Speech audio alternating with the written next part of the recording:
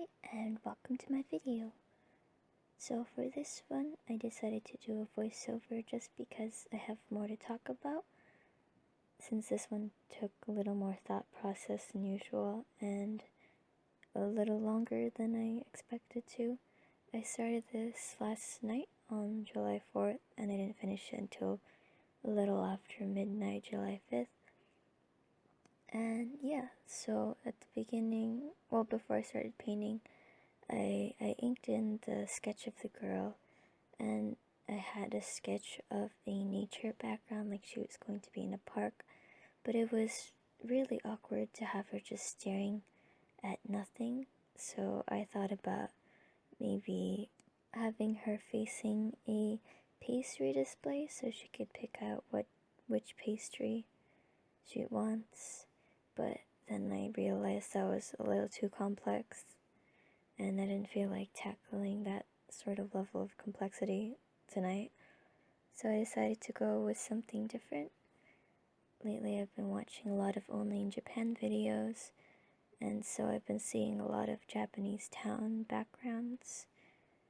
So I tried drawing one of those from memory, pretty much winging it. I tried using a lot of different grays so it won't look so flat, but it still ends up looking really flat and boring compared to a real-life Japanese town. Because normally there would be a lot more signs, a lot more color, people, but right now it's just her and the maneki neko that she's looking at.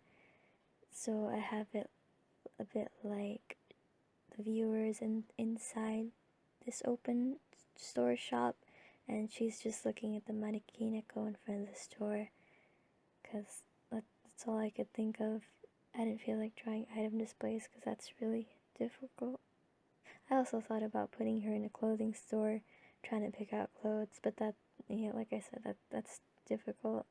I tried pushing her skin tone to be more orange because I saw this Instagram artist, Rue3, and they usually have really orangey skin tones, and it just looks so nice and interesting. And in my piece, it was really uncomfortable to push it that far, and it just looks like she's got a sunburn to me instead of a nice orangey complex where it's interesting.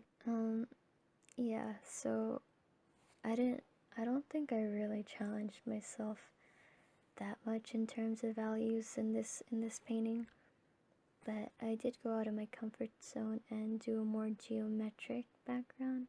I mean, I know it's pretty flat, it's not really in perspective or anything, but it was still pretty difficult.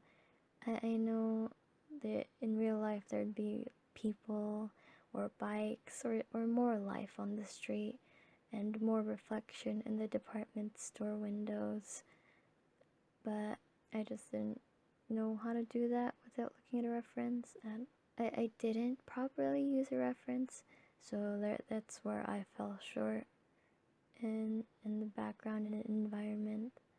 But I feel like I'm slowly getting used to doing more backgrounds, and I guess that's kind of my goal by the end of this month, to be more comfortable with a lot of things that I don't like doing when it comes to art.